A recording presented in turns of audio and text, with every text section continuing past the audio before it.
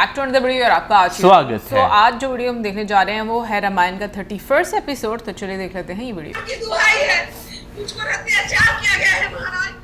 लंकेश्वर महाराजा रावण की दुहाई है। क्या हुआ शूर्पणखा?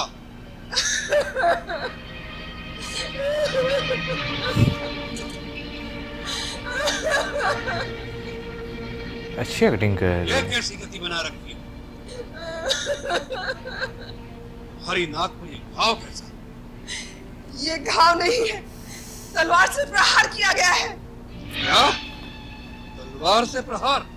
हाँ भैया, ये शूर्पणखा की नाक नहीं कटी है, ये लंकेश्वर महाराजा रावण की नाक काटी गई है।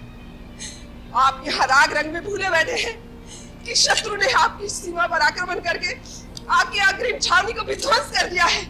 आग लगा छावनी रही को है। विध्वंस कर दिया है। तो जनस्थान में बैठे खरदूषण क्या कर रहे हैं? खरदूषण युद्ध में मारे गए हैं। उनको मारना तो काल के लिए भी असंभव था। किसने किया यह दुस्साहस? एक मानव ने। एक मानव ने असंभव। खर और दूषण दोनों शक्ति बल और पराक्रम में हमसे किसी प्रकार कम नहीं है। एक मानव ने उन्हें मार डाला, इस बात को हम विश्वास नहीं करते। अकंपन, तुम चुप क्यों हो? शूर्पणखा कहती है, क्या ये सत्य है? हाँ, ये सत्य है महाराज। इसका अर्थ है ये सब देवताओं का षड्यंत्र है। एक मानव की आड़ लेकर उन्होंने हमारी सीमा पर आक्रमण किया। कौन कौन देवता थे उनके साथ? इंद्र अवश्य आया होगा। बताओ, कौन कौन देवता उनकी सहायता करने आए थे? पिताश्री, इन देवताओं की ताड़ना किए बहुत दिन हो गए हैं। वो त्रिलोक विजय लंकेश्वर की शक्ति भूल गए? क्या इंद्र भूल गए कि मेघनाथ का नाम इंद्रजीत क्यों है? आज्ञा दीजिए पिताजी, इन सभी देवताओं को बांधकर इसी सभा में उपस्थित कर दूं। उन्हें षड्यंत्र रचने का उचित दंड दिया जाए। नहीं युवराज इंद्रजीत, उस मानव के साथ कोई देवता नहीं थे। कोई देवता नहीं थे? तो फिर कौन सी शक्ति थी उनके साथ? वो अकेला था। अकेला था? वो मानव है या भगवान? स्वयं भगवान विष्णु के लिए भी अकेले ऐसा साहस करना कठिन हो सकता है। हाँ भैया, वो है तो मानव ही, लेकिन कोई अलौकिक मानव दिखता है। उसका छोटा भाई भी साथ है। दोनों के रूप में ऐसी मोहनी है कि एक बार देख लो तो दृष्टि हटाने को जी नहीं चाहता। उनके साथ एक स्त्री भी है जिसके रूप को एक बार देख लो तो कामदेव भी मोहित हो जाए। कोई देवांगना, अप्सरा, गंधर्व, किन्नर अथवा नाग कन्या भी उसकी सुंदरता को जीत नहीं सकती। शूर्पणखा, तुम मुझे इस समय उनके और उनकी स्त्री के रूप की मोहिनी की अनर्गल बातें न सुनाओ। मुझे उस मानव की शक्ति और बल पर विचार करने दो। मुझे सोचने दो कि किस कारण उसने रावण की शक्ति को ललकारने का साहस किया। इसके पीछे क्या भेद है? वही तो मैं कह रही हूँ। उसका भेद केवल इतना ही है कि जब मैंने उस स्त्री को देखा तो मैंने सोचा, जिस प्रकार संसार की हर उत्तम वस्तु महाराजा रावण के पास है, उसी प्रकार इस नारी को भी लंकेश्वर के राजमहल की शोभा होना चाहिए। यह सोचकर ही मैं उस नारी को आपके लिए उठाने गई कि दोनों भाइयों ने मुझ पर आक्रमण करके मेरी ये दुर्दशा कर दी। झूठ बोल रही है। जब मैंने कहा कि मैं लंकापति रावण की बहन हूँ, मेरी हंसी उड़ाई गई। उतना ही नहीं, मेरे नाक को काटकर आपको चुनौती भेजी है और कहा है कि जाकर अपने भाई से कह दो कि अपनी वीरता पर इतना अभिमान है तो स्वयं आकर ले जाए सुंदरी को, नहीं तो अपनी नकली बहन के आंचल में मुंह छुपाकर लंका से भी भाग जाए। बस करो शूर्पणखा।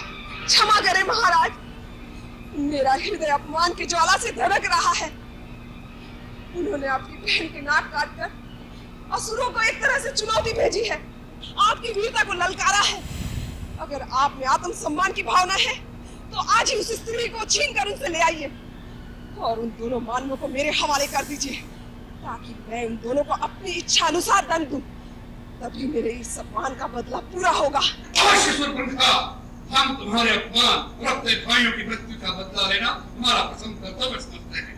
अन्यथा संसार के लोग हमारी हंसी उड़ाएंगे। कंपन, कौन है वो मानव जिन्होंने अपनी मृत्यु का आवाहन किया है, हमारे भयंकर जनस्थान का विनाश किया है? हमारा अपराध करके इंद्र, कुबेर, यम और स्वयं विष्णु भी चैन से नहीं रह सकते। जो रावण काल का भी काल है, अग्नि को भी भस्म कर सकता है, मौत को भी मार डालने की शक्ति रखता है, उसके रास्ते में आने का साहस किसने किया और क्यों किया? महाबली लंकेश्वर, वो कौशल देश के राजा दशरथ के पुत्र हैं राम और लक्ष्मण। वे बड़े ही यशस्वी और तेजस्वी दिखाई देते हैं। उनके बल और पराक्रम की कोई तुलना नहीं है। सारे संसार के धनुर्धारियों में वो सर्वश्रेष्ठ माने जाते हैं। उन्हें दिव्य अस्त्रों के प्रयोग का भी पूर्ण ज्ञान है। ऐसा लगता है कि समस्त ऋषियों और समस्त देवताओं के द्वारा सिद्ध किए हुए दिव्यास्त्रों पर उनका पूर्ण अधिकार है। वो युद्ध कौशल में भी प्रवीण है। इसी कारण युद्ध के दौरान अकेले राम के ही हाथों परमवीर खर और दूषण वीर गति को प्राप्त हुए। उन्हें माया की विद्या भी पूरी तरह आती है। इसी कारण हमारे राक्षस सैनिक भय से व्याकुल होकर जिस जिस ओर भी जाते हैं, वहां वो श्री राम को अपने सामने खड़ा हुआ पाते हैं। उनके मोहनी अस्त्रों की माया से हमारे राक्षस सैनिक एक दूसरे को राम समझकर आपस में ही लड़ कर मर गए। समझ आ गई है। वो इतने वीर हैं तो उनकी वृत्ति धर्म विरुद्ध नहीं हो सकती। फिर उन्होंने बिना कारण हमारे जनस्थान पर आक्रमण करके उसका विनाश क्यों किया? महामना, उन्होंने आक्रमण नहीं किया। आक्रमण तो हमारी सेना ने उन पर किया था। हमारी सेना ने उन पर आक्रमण किया और हार गए, इसमें उनका कोई दोष नहीं। और इससे पहले उन्होंने हमारा कोई अपराध भी नहीं किया था। लगता है उन पर आक्रमण करना अनुचित था। विभीषण जी, आप इस बात पर भी ध्यान दें। पिछले कई वर्षों से इन दोनों राजकुमारों ने दंडकारण्य में ऋषि और मुनियों की रक्षा का उत्तरदायित्व तो अपने ऊपर ले लिया था। इनका आश्चर्य पाकर ऋषि और मुनि वनों में निर्भय होकर विचरने लग गए हैं। उनकी करनी ऐसी जान पड़ती है जैसे ये पृथ्वी को राक्षसों से रहित कर देंगे। उन्होंने विराट जैसे बहुत से बलवान राक्षसों को भी मार डाला है, जो अपने आहार की खोज में तपोवन में जाकर ऋषियों मुनियों का भक्षण करके जीते थे। इस दोष के लिए वो अवश्य ही दंड के भागी हैं। खरदूषण ने उन पे आक्रमण करके उचित ही किया। ये केवल आवेश की बात है युवराज इंद्रजीत। बुद्धि का तर्क इसके विपरीत होगा। सबसे पहली बात तो ये कि उन्होंने अपनी सीमा के अंदर अपनी प्रजा की रक्षा की थी, जिसका उन्हें पूर्ण अधिकार था। दूसरे, जिनके शौर्य का बखान हम पहले से सुनते आ रहे थे, उनके बलाबल की पूरी जांच किए बिना हमारे सेनापति खर और दूषण ने केवल एक स्त्री के भड़काने पर धावा बोलकर अपनी सेना का सारा नाश कर दिया। इससे बड़ी भूल और क्या हो सकती है? विभीषण भाई, तुम हाथों में चूड़ियां पहनकर बैठ जाओ और फिर तर्क करो। ऐसे किसी की बहन की ऐसी दुर्गति हो जाए और वो नीति और अनीति की बात सोचे, ऐसी संस्कृति किसी वीर जाति की कदाचित नहीं हो सकती। अंधी वीरता किसी काम की नहीं होती। अंत में नीति और धर्म की ही विजय होती है। विभीषण, वीर पुरुष अपनी आन और शान के साथ जीता है। वह तुम्हारी तरह इस भय से आशंकित नहीं रहता कि कहीं ऐसा ना हो जाए, वैसा ना हो जाए। हमारी राक्षस जाति सबसे उत्तम है। किसी मानव को उस उत्तम जाति पर हाथ उठाने का साहस हो, उससे पहले हम उसका हाथ काट देंगे। फिर उन्होंने तो हमारी बहन को अपमानित किया है। हम इसी समय उन पर आक्रमण करके बदला लेंगे और उनकी स्त्री को अपनी रानी बनाएंगे और उन दोनों वनवासियों की बोटी बोटी काट कर अपने राक्षस में बांट देंगे। मेरी भूल क्षमा करें महाराज। मेरी सम्मति में आपका उन पर सीधा आक्रमण करना उचित नहीं होगा।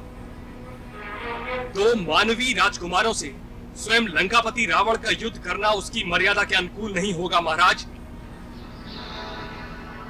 परंतु जब वो खर और दूषण जैसे पराक्रमियों का सेना सहित संहार कर सकते हैं, तो स्वयं रावण का जाना ही उचित होगा। महाराज, यदि आपने दो मानवों को जीत भी लिया तो इसमें आपकी क्या शान होगी?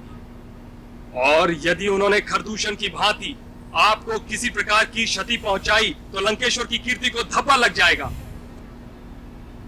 मेरी माने तो आप छल से उसकी स्त्री को हर लें। राम अपनी स्त्री को अत्यधिक प्रेम करता है। उसके छिन जाने पर उसके शोक में वह स्वयं ही अधमरा हो जाएगा।